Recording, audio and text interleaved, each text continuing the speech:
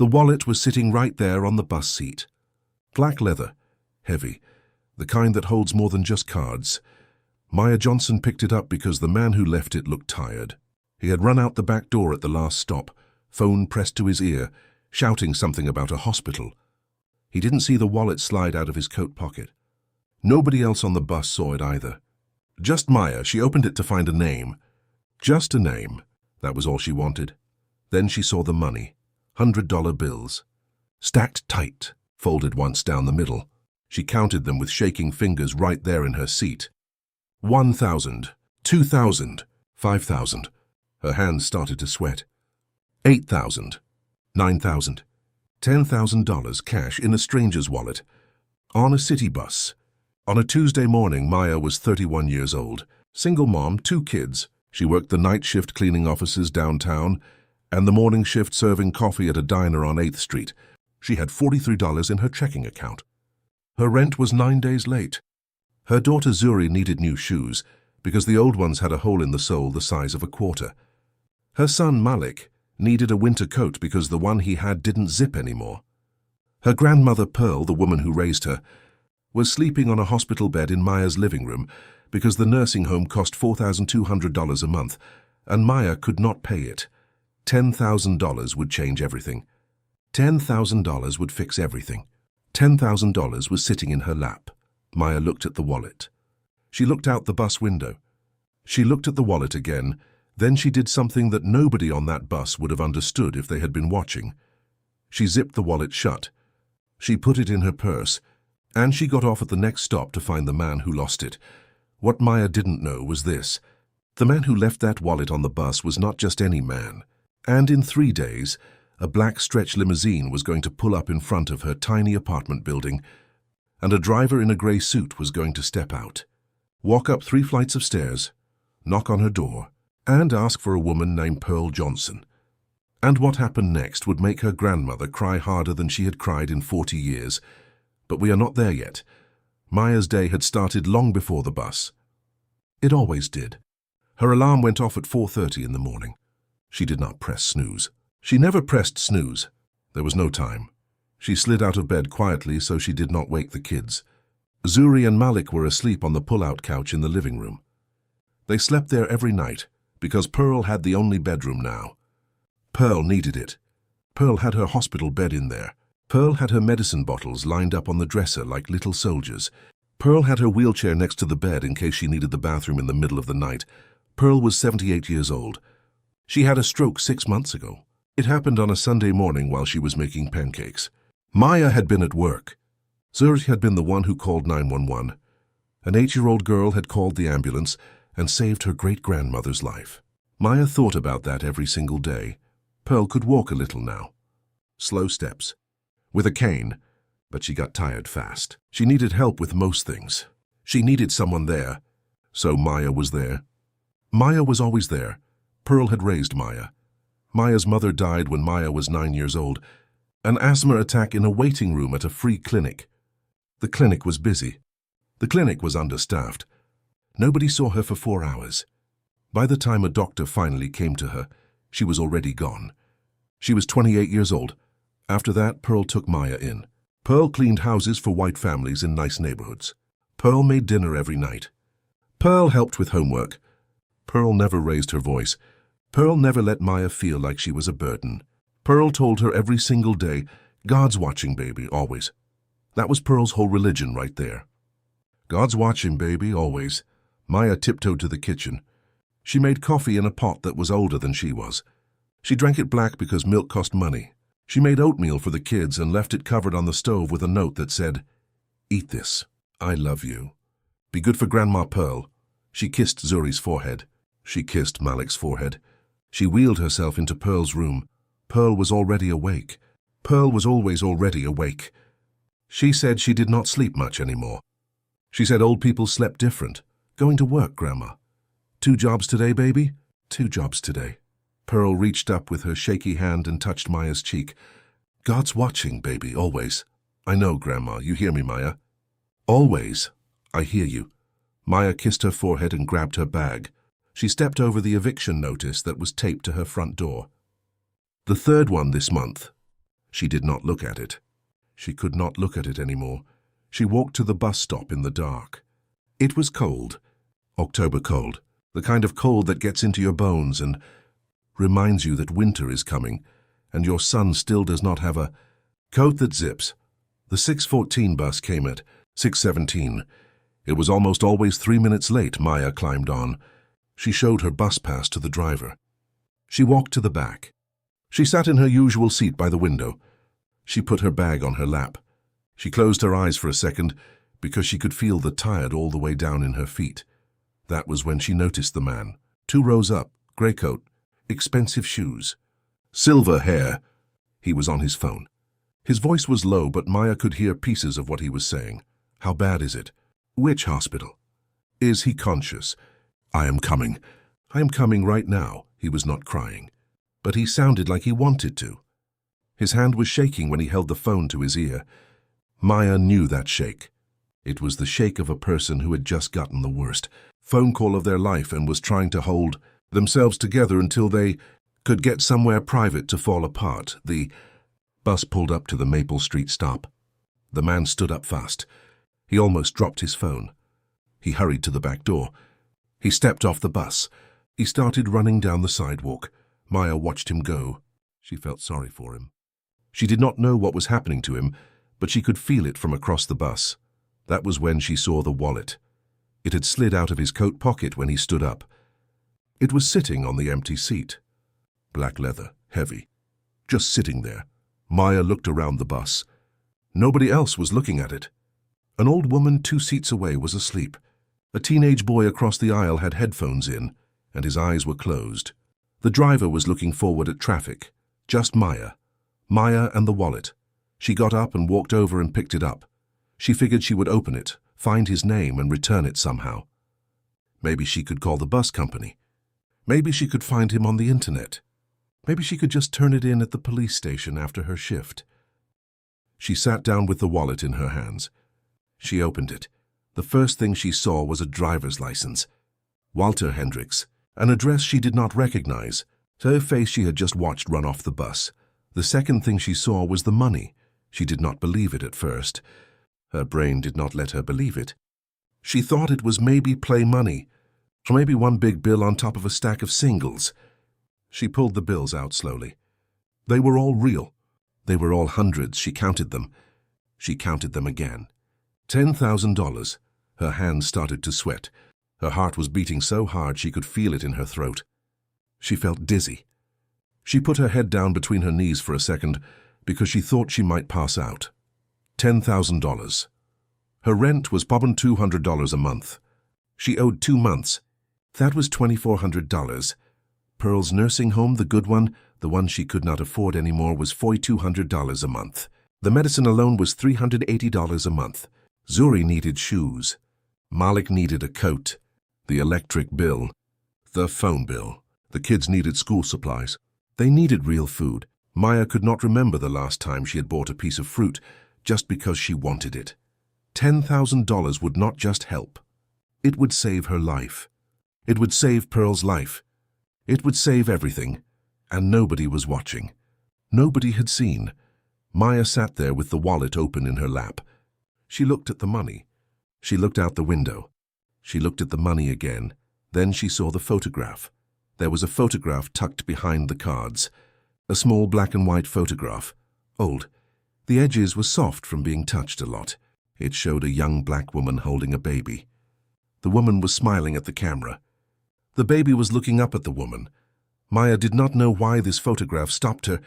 She just felt something when she looked at it. Like the woman in the picture was looking back at her. Like the woman in the picture knew her. She zipped the wallet shut. She put it in her purse. She pulled the cord for the next stop. The bus pulled over. Maya climbed off. She stood on the sidewalk in the cold. The bus pulled away. The voice started talking right away. Nobody saw you. Nobody knows. Walk away. He has so much money he probably doesn't even count it. He has insurance. He has lawyers. He has a house. He has everything. You have nothing. You have $43 in your account. You have a grandmother dying in your living room. Take the money. Pay the rent. Buy the shoes. Buy the coat. Save your family. Nobody will ever know. The voice was loud. The voice was right. Then the other voice came. Pearl's voice soft. Just 3 words. God's watching, baby. Maya stood on the sidewalk for a long time. She did not know how long. Long enough that her ears got cold. Long enough that the next bus came and went. Then she started walking. She walked to the diner. She was 40 minutes early for her shift. She sat at the counter. Her boss, Rosie, poured her a coffee without asking. Rosie was good like that. Rosie was 64 years old and had owned the diner for 30 years, and Rosie did not ask questions when one of her girls walked in looking shook. Maya pulled the wallet out of her purse. She set it on the counter. She made her decision right there. She was going to find Walter Hendricks. She was going to give him back every single dollar. And she was not going to tell anybody. Not Rosie, not the kids, not Pearl, nobody. She was going to do this because it was right, because her grandmother said God was watching, because the woman in the photograph was looking at her. She was going to do this because she had to. She did not know it yet. But the next 3 days were going to be the hardest 3 days of her life. She worked the diner shift. She poured coffee. She brought pancakes. She smiled at customers who did not smile back. She wiped down tables. She thought about the wallet in her purse the whole time. She felt it like it was burning a hole through the bag. Her shift ended at 2 p.m. She had 2 hours before she had to pick up the kids from school. She knew what she had to do. She took the address from the driver's license. Walter Hendricks, 4218 Bridgewater Lane. She had never been to Bridgewater Lane. She had to ask the bus driver which route to take. He told her she needed 2 buses. She would have to transfer downtown. The whole ride was almost an hour. She rode through neighborhoods she had only seen from the outside. The houses got bigger. The yards got greener. The fences got taller. The trees that lined the streets were the kind of old trees that had been there for 100 years. Nobody on these streets was waiting at a bus stop. Everyone on these streets had a car. She got off at her stop. She walked 4 blocks to Bridgewater Lane. She found number 4218. It was a brick house with white shutters, 2 stories, a garden in front with rose bushes that were trimmed perfect, a long driveway, a big tree in the front yard with a wooden swing hanging from one of the branches. Maya walked up the path. Her shoes were old. Her coat was old. She felt every single inch of how she looked walking up that path. She rang the doorbell. She waited, nobody answered. She rang again. She waited longer this time. Still nobody. She was about to leave when she heard a voice from the next yard over. "Honey, can I help you?" It was an older white woman, maybe 70. She was holding a watering can. She was watering a plant by her mailbox. She was looking at Maya the way people look at things that do not belong where they are. Maya turned and tried to smile. "I am looking for Mr. Hendricks." The woman's eyes went to Maya's purse. Maya saw it happen. The eyes flicked down, then back up. The woman's whole body got a little tighter. "He is not home, honey. They are at the hospital. Their grandson was in an accident. Which hospital, please?" The woman did not answer right away. She was deciding something. Maya could see her deciding it. Maya understood. A young black woman in old clothes standing on Walter Hendricks's front step, asking which hospital his family was at. Maya understood what the woman was thinking. Maya did the only thing she could think of. She opened her purse. She took out the wallet. She held it up so the woman could see it. "He left this on the bus this morning. I just want to give it back to him." The woman's face changed. Slow, the tightness in her body let go. Something else came into her eyes. Maya knew that look too. Maya had seen it 100 times. It was the look of a person who realized they had just thought something ugly about somebody who did not deserve it. "Oh," the woman said. "Oh, honey. Which hospital?" "St. Vincent's, up on Henderson Avenue. The boy is in intensive care." "Thank you." Maya turned to leave. The woman called out, "Honey, what is your name?" "Maya. Maya, that is a real Christian thing you are doing." Maya did not answer. She just walked back to the bus stop. She did not feel like a Christian. She felt like a woman who was tired and trying to get to her grandbabies before the school closed. She rode 2 buses home. She got to the school at 3:14. Zuri ran up and hugged her. Malik ran up and hugged her. They walked home together. Malik told her about a frog he saw on the playground. Zuri told her she got an A on her spelling test. Maya listened to every word. She tried very hard to listen to every word. She made dinner, rice, beans, the last of the chicken from Sunday. Pearl ate in her bed. The kids ate at the small table in the kitchen. Maya ate standing up at the counter because there were only 3 chairs. After dinner, after homework, after she put the kids to bed on the couch, Maya sat on the floor next to Pearl's hospital bed. Pearl was reading her Bible. The same Bible she had been reading for 50 years. The pages were soft like cloth. "Grandma?" "Mm-hmm. Did you ever find money that did not belong to you?" Pearl looked at her over the top of her reading glasses. She did not answer for a long time. Then she said, "Why are you asking, baby?" "Just thinking. Just thinking, Pearl turned a page in her Bible. "When I was 22 years old, I was cleaning a house for a family up on Cherry Hill. The mother of the house left a diamond ring on the bathroom counter. Diamond about the size of my pinky nail. I went in to clean the bathroom and there it was." "What did you do?" "I put it on the kitchen table where she would see it when she came home. Then I cleaned the rest of the house." "What did she say?" "She did not say nothing. She did not even thank me. She just put it on her finger and walked out of the room." "That is not fair, Grandma." Pearl smiled a small smile. "Baby, the right thing is not about whether anybody thanks you.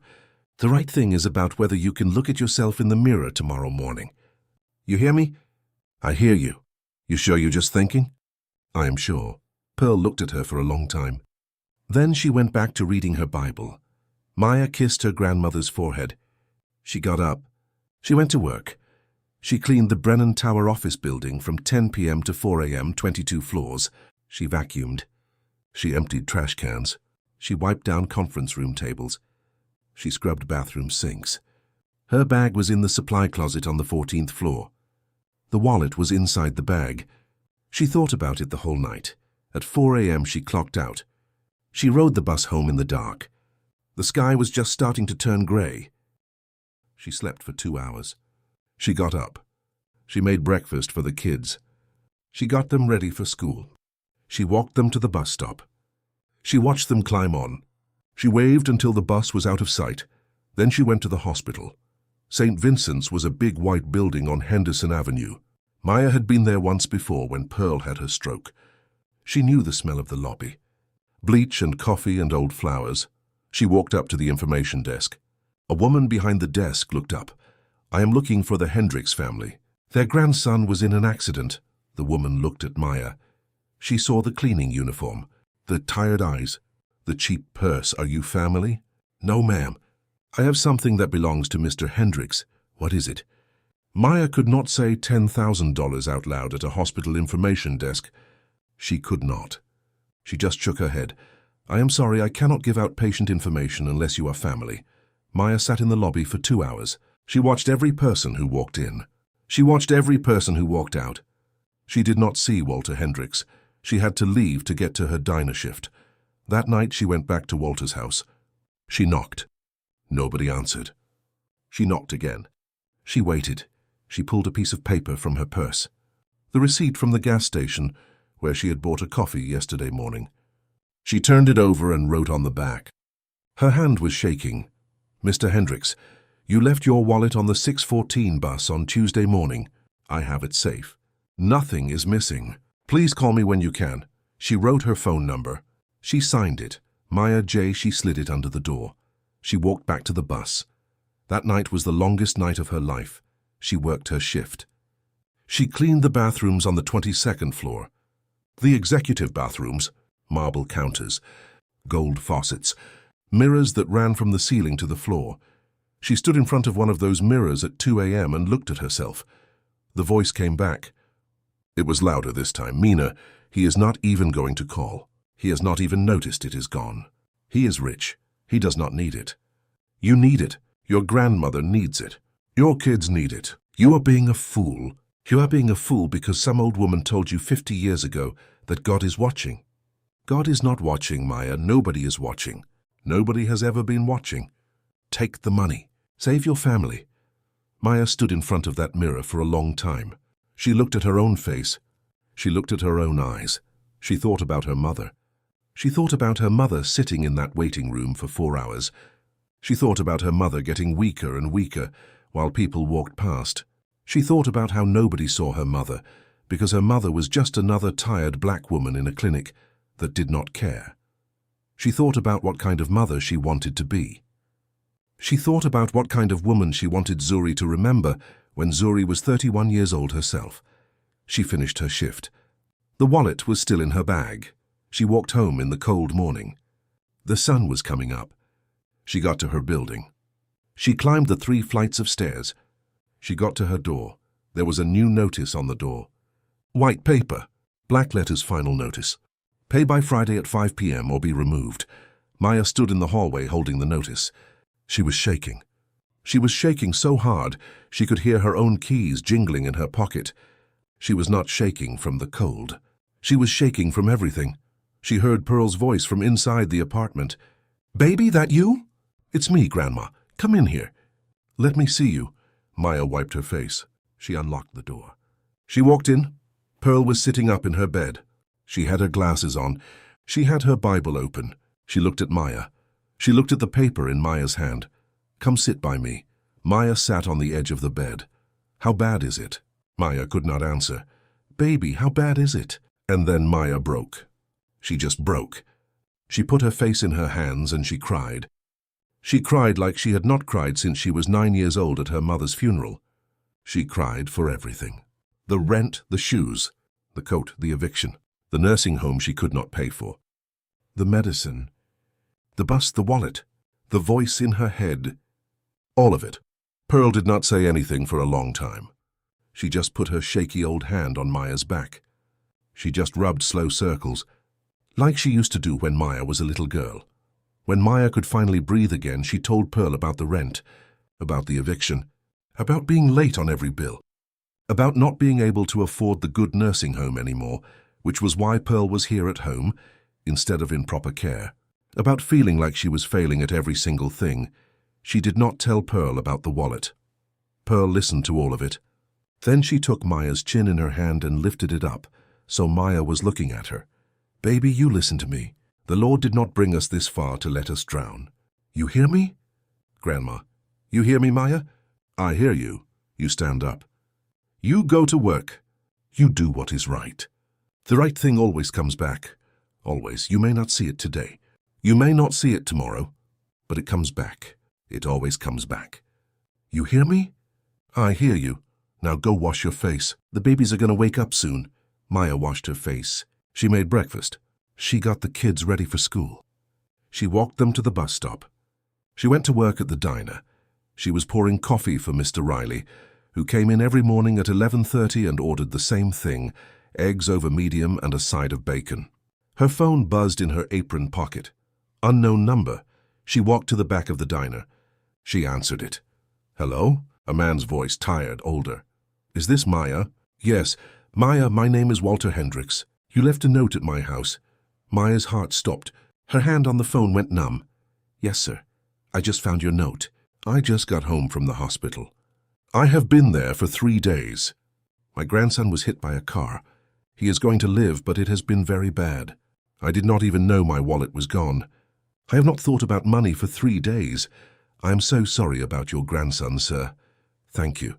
Walter's voice cracked. He cleared his throat. "Maya, you have my wallet?" "Yes, sir, I have it. Every dollar." He was quiet for a long moment. "Can you meet me tomorrow morning? My house, 10 a.m. "Yes, sir. I will see you then." He hung up. Maya stood in the back of the diner holding the phone. Her hands were shaking. Rosie walked past and looked at her. "You okay, baby?" "I am okay, Rosie. You sure?" "I think I'm about to be okay." Maya finished her shift. She walked home. She made dinner. She put the kids to bed. She skipped her night shift for the first time in 2 years. She called her supervisor and said she had a family emergency. She needed to sleep. She needed to be ready. She slept for 6 hours. The first 6 hours she had slept in a row in maybe 2 months. She got up at 6 a.m. She ironed her best blouse, white, cotton. She had owned it for 6 years. She ironed it 3 times to make sure there were no wrinkles. She put on her 1 pair of dress pants. She brushed her hair. She put on a little lipstick. She made breakfast for the kids. She got them ready. She walked them to the bus stop. She went back inside. She kissed Pearl on the forehead. Pearl looked up at her. Pearl saw the blouse. Pearl saw the lipstick. Today's the day, isn't it, baby? Maya did not know how Pearl knew. Pearl always knew. Maya just nodded. Go on, baby. God's watching. Always. Maya took the wallet out of the drawer where she had hidden it. She put it in her purse. She left. She took the 2 buses across the city. She got to Bridgewater Lane at 9:30 a.m. She was 30 minutes early. She walked around the block 3 times. She tried to slow her breathing. She tried to slow her heart. Neither of them would slow down. At 9:58 a.m., she walked up the path to 4218 Bridgewater Lane. She rang the doorbell. The door opened. Walter Hendricks was older than she remembered from the bus. He had silver hair. He had kind eyes. He had big bags under his eyes from 3 days of no sleep. Behind him was a woman about the same age, Eleanor, his wife. She had the same bags under her eyes. She gave Maya a small, tired smile. Maya, please come in. She walked inside. The house was beautiful but not showy. The furniture was old, comfortable. The walls were covered with family photographs. Christmas mornings, beach trips, graduations. There was one photograph that stopped her in the hallway. A big framed photograph, black and white, a young black woman holding a baby. The same picture from the wallet, but bigger. Maya stopped walking. She just stood there looking at it. Walter saw her looking. He did not say anything. He just waited. Eleanor came in from the kitchen with tea. She set it on the coffee table. They all sat down. Maya sat across from Walter and Eleanor on a soft green couch. Maya picked up the tea. Her hands were shaking too much to hold the cup. She set it back down. She reached into her purse. She took out the wallet. She put it on the coffee table between them. I counted it. 10,000. It is all there. Walter did not pick up the wallet. He looked at it. Then he looked at Maya. Maya, can I ask you one question? Yes, sir. Why did you bring it back? Maya did not have a prepared answer. She had been thinking about this question for 3 days, but she did not have an answer that was made of pretty words. She just told him the truth. She told him about Pearl having a stroke 6 months ago, about Pearl needing the nursing home she could not afford. She told him about the rent being late, about the eviction notice, about Zuri's shoes, about Malik's coat that did not zip. She told him about her mother dying in a clinic when she was 9, about Pearl raising her, about Pearl telling her every single day for 22 years, God's watching, baby, always. She told him about counting the money on the bus, about the voice in her head telling her to keep it, about standing in front of the bathroom mirror at the Brennan Tower at 2 a.m. and looking at herself. She told him, I needed this money, Mr. Hendricks. I needed it more than you can know. My family needs it. But my grandmother raised me to believe that you cannot build a life on something that does not belong to you. You cannot build anything good on something you stole. So I brought it back. Because that is who she taught me to be. And because the woman she taught me to be was the only thing I had left, that nobody could take from me. She stopped talking. The room was quiet. Walter sat very still. He did not move for a long time. Then he reached forward and picked up the wallet. He did not open the money part. He opened the part with the cards. He took out the small black and white photograph. He held it up. Maya, this is my mother, and this is me. I was 8 months old. Maya looked at the photograph. My mother was a single black woman in 1957. My father left her when I was 3 months old. He just walked out. Never came back. Never sent $1. She raised me alone. Walter set the photograph on the coffee table between them. She cleaned houses in this exact neighborhood. 3 families, 3 days a week each. 9 days of cleaning a week. She would catch the bus at 5 in the morning and not get home until 8 at night. She did this for years. She did this so I could eat. Eleanor reached over and put her hand on Walter's hand. One day when I was 4 years old, she was riding the bus home and a man left a wallet on the seat next to her. She picked it up to find his name. She opened it. There was $200 inside. Walter's voice cracked. He took a breath. In 1957, $200 was a fortune. That was 4 months of rent. That was food for a year. That was a coat for me. That was new shoes. That was a Christmas. That was everything she did not have. He looked at Maya. She got off at the next stop. She walked to the police station. She turned the wallet in.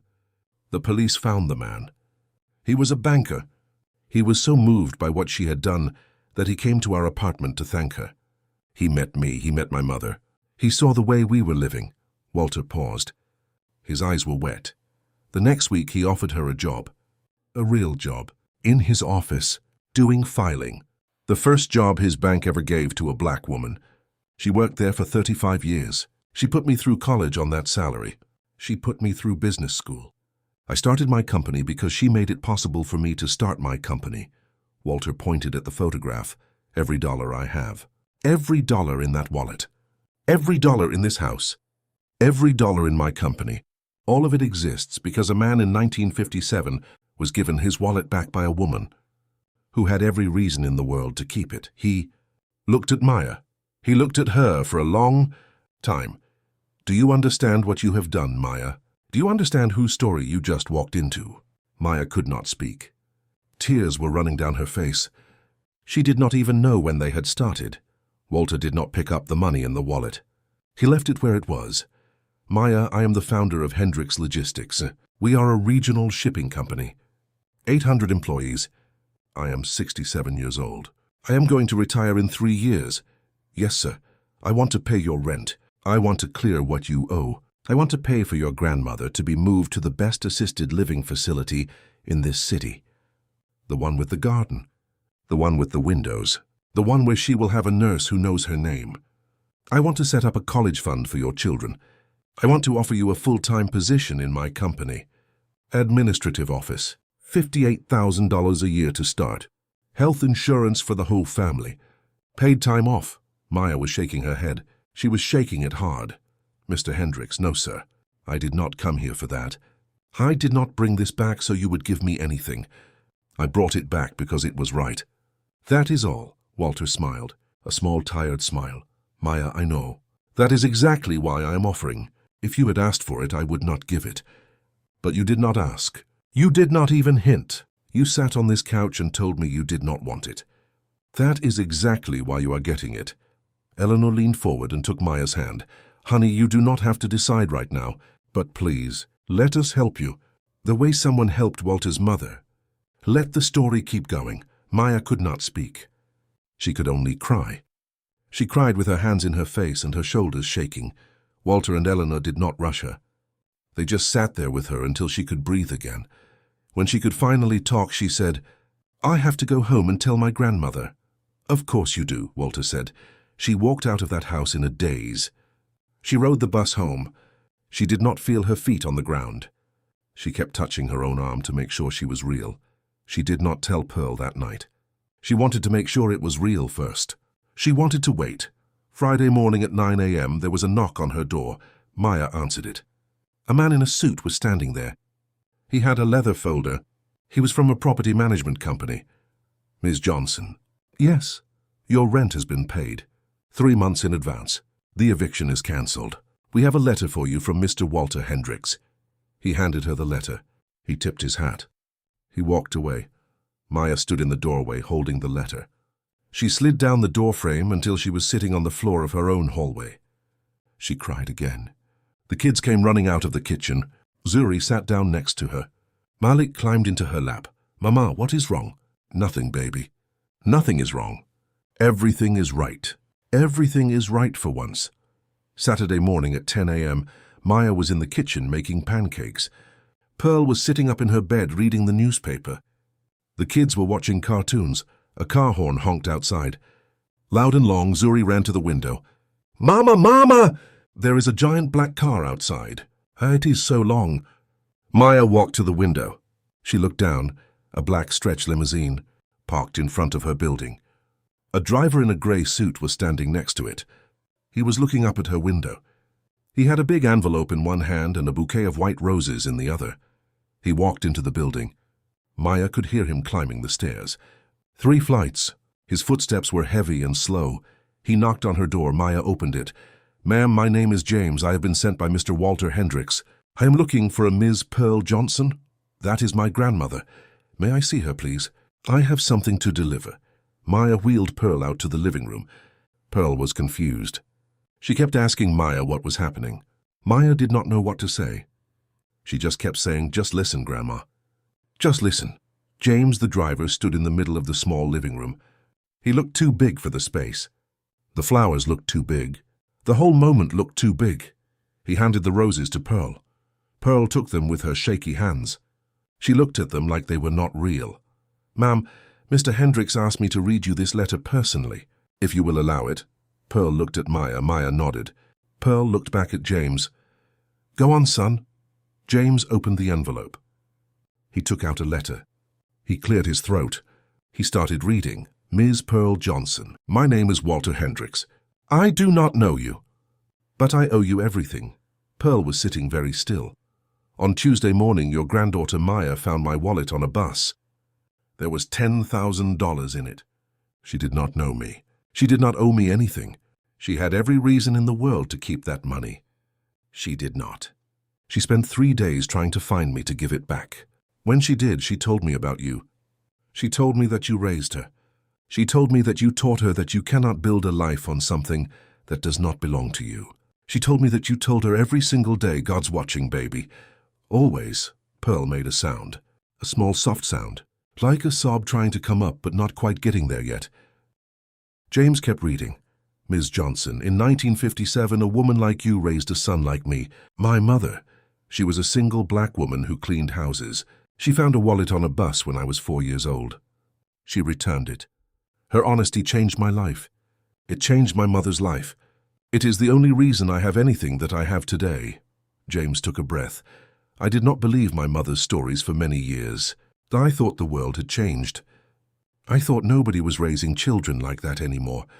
I thought women like my mother were the last of their kind. Then your granddaughter handed me my wallet on a Thursday morning, and I believed my mother again. Miss Johnson, you did not just raise a good woman. You kept a whole way of being alive in this world. You kept my mother's faith alive. And I am writing this letter to thank you." Pearl was crying now. Real crying. The kind that comes up from deep down. The kind that has been waiting 40 years to come out. James kept reading.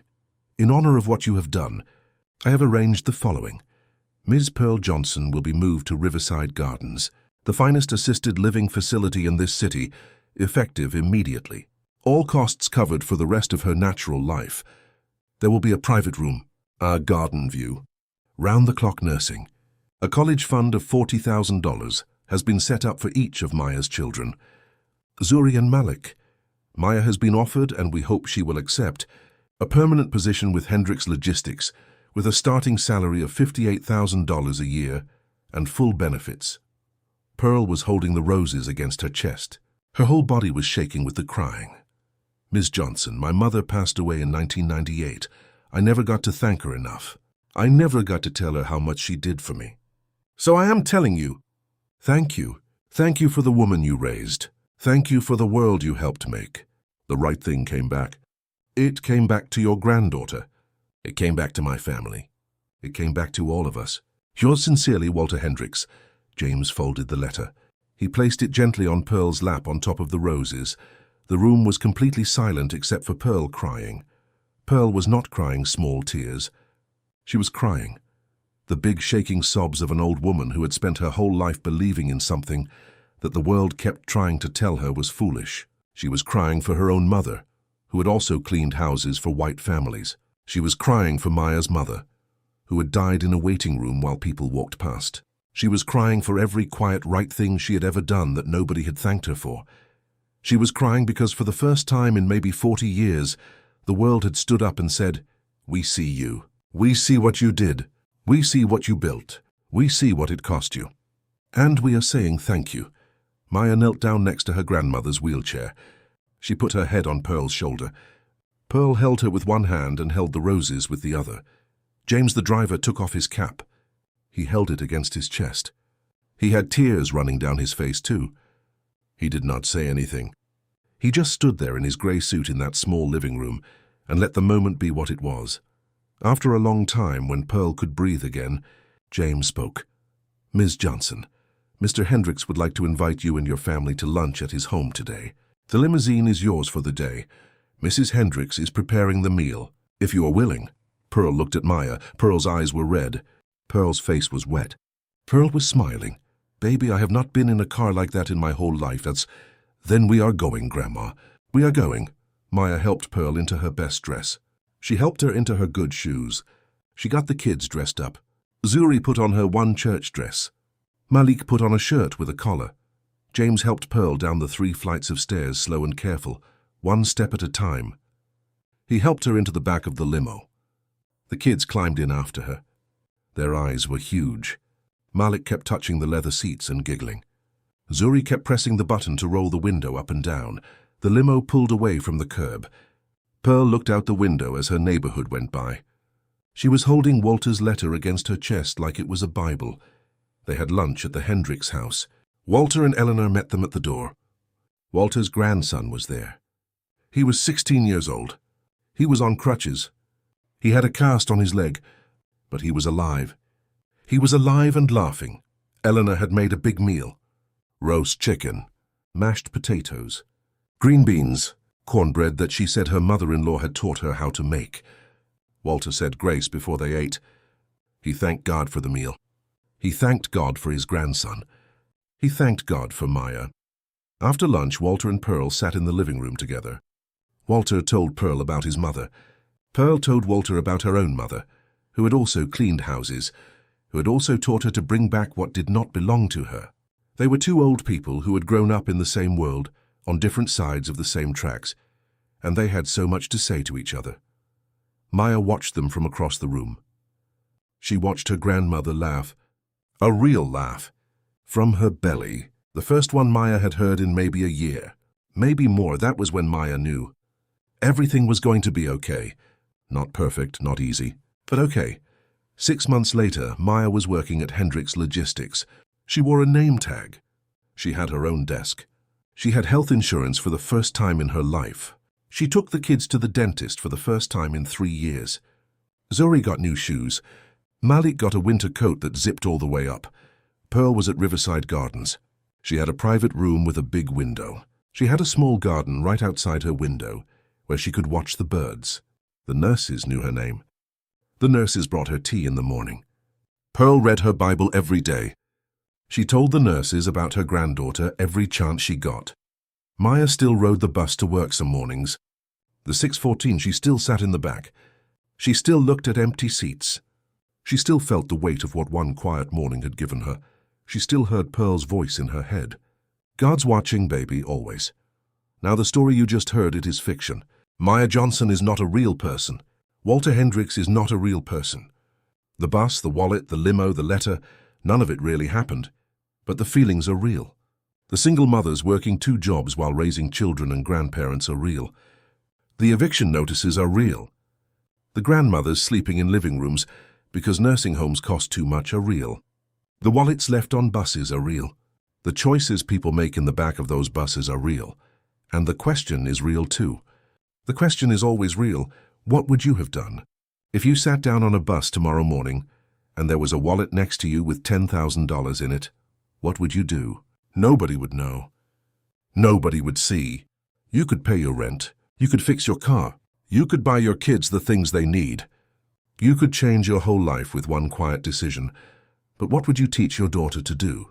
What would you want your son to remember about you when you are gone?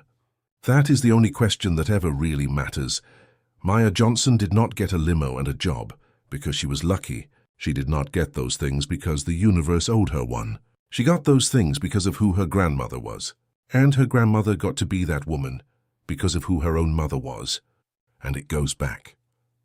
And back and back. A long line of quiet women doing the right thing when nobody was watching.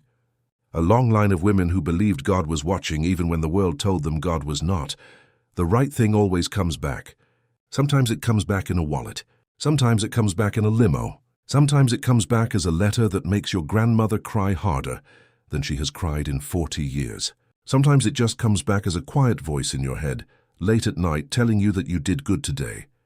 But it always comes back. So I am going to ask you to do 3 things. Like this video, because it tells me you want to see more stories like this one. Share it with someone who needs to hear it. Maybe a single mom you know, maybe a grandmother. Maybe someone who is having a hard week. And subscribe because next week we are telling another story. Another story the world needs to hear, and one more thing.